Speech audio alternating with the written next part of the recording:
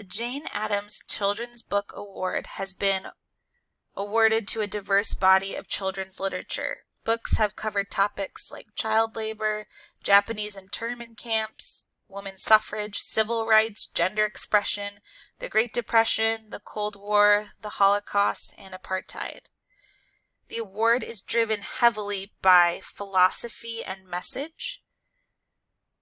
So while they do honor literary and artistic merit, the focus is on the message of the book and the dialogue that it brings about for children.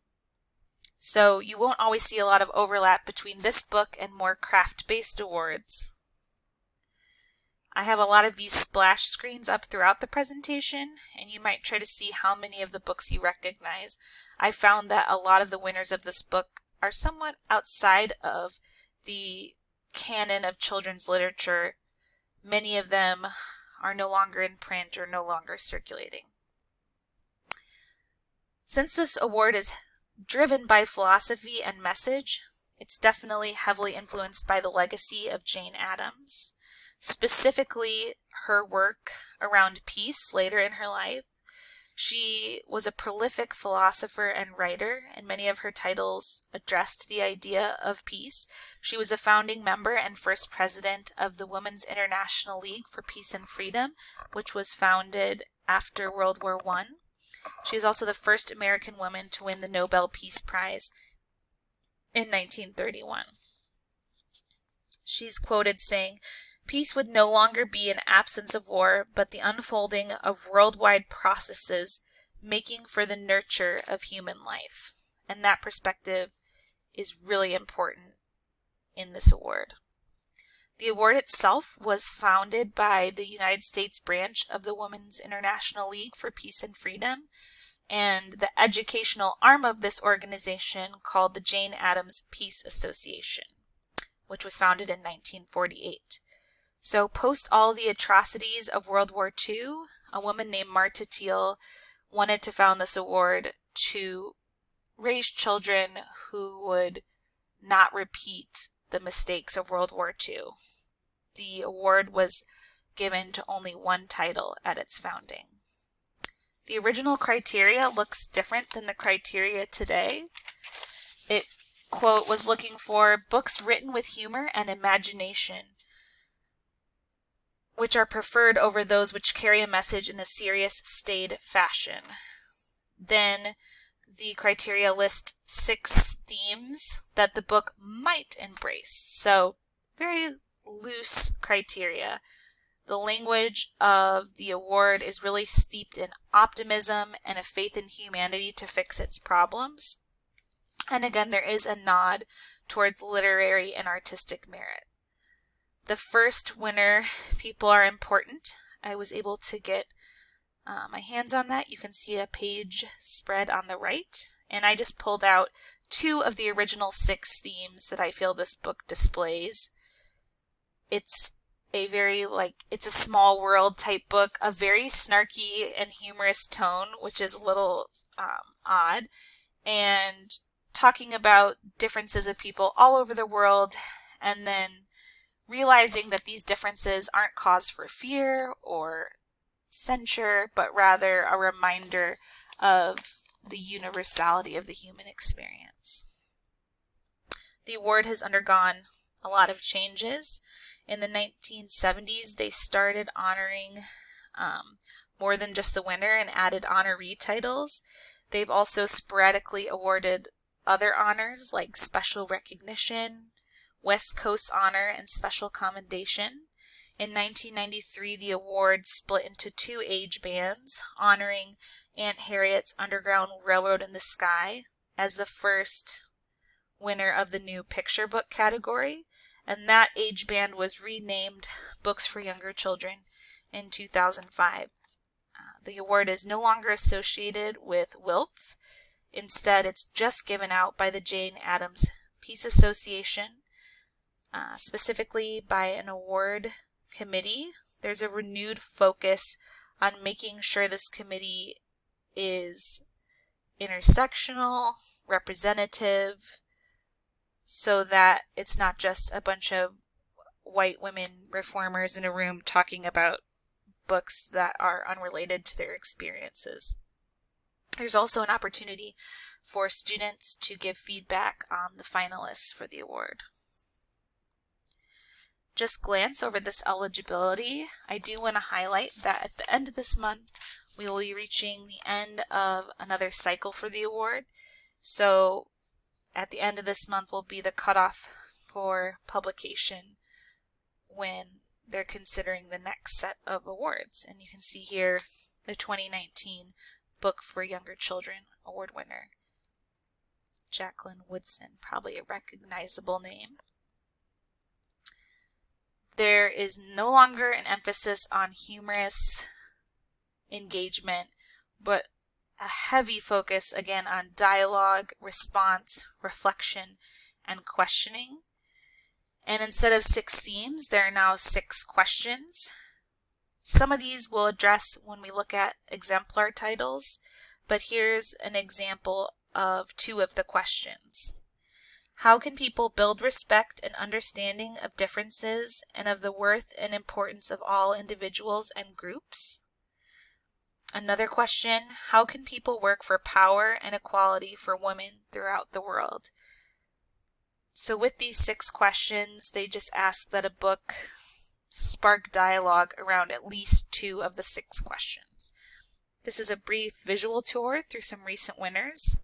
You can see Separate is Never Equal is a little bit of an anomaly within this award as it's more decorated. It won the Cybert in 2015. The number of honoree titles changes. So in 2018, there was only 1 honoree. Before she was Harriet. In 2019, there were 2 honorees for Books for Younger Children. This set of titles shows how at times there is sort of a streak of content or theme. So a lot of books in this set about race and the civil rights movement. And then here are some of the honorees, or all the honorees from 2018 and 2019. I read 2 books for older children. The first was Ghost Boys by Jewel Parker Rhodes. This book is about a boy with a toy gun. Cop mistakes it as a real gun. May sound familiar. Boy is murdered by the cop. The book follows the narrative of the time leading up to the shooting, but also follows Jerome's life after the shooting as a ghost that is able to observe his trial. He's also able to be seen and to dialogue with the daughter of the cop who shot him. And he also is able to interact with other ghost boys, one of whom is Emmett Till. And so the narrative explores those 2 parts. It won the 2019 award for Book for Older Children. Rhodes mentioned that this book was based / inspired by the murder of Tamir Rice. And then I highlighted here 2 of the 6 questions I feel are pertinent to this title. So a focus on racial identities working together for good, and especially a focus on cycles of fear. In fact, at times I find the book to be a little simplifying of why there is police brutality. Really zoom in on the idea of fear, and I think that's definitely a contributing factor and maybe something that we can interrupt, but just kind of an interesting note there. The other book I read was Sachiko, a Nagasaki bomb survivor story, which chronicles the life of a little girl who is there when the Nagasaki atomic bomb attack happens. And this book really embraces the idea of peace not just being the end of war, because we have this one act of violence that affects the rest of not only Sachiko's life, her family's life, but also her country. And there's just so many needs after the end of war. Needs for reconciliation, and so much more. So this won the 2017 award for Book for Older Children, and I pulled out here 2 of the 6 questions I feel this title interacts with. So you can see, again, highlighting achieving true peace means more than the ending of war. It means ensuring justice for all people. This book not only dialogues with Sachiko's journey, but she, as a young girl and as a woman, interacts with many peacemakers of the time: Helen Keller, Martin Luther King Jr., Gandhi. So it really has a strong connection to this question. And also the question, how can people work together to address problems and oppression caused by prejudice, war, and violence, and so on. So Sachiko is constantly working through how can she be a part of the solution. Does she need to be a part of the solution? So this book would invoke a lot of good dialogue around these 2 questions. So being that this is a book award that's heavily based on message and philosophy, I felt a real connection to the way that teachers and librarians and activists have been producing all these book lists in response to the George Floyd murder. And while a book list is really only a start, it is not enough. I feel like this award at its heart encourages us to continue to put these sorts of titles in the hands of children.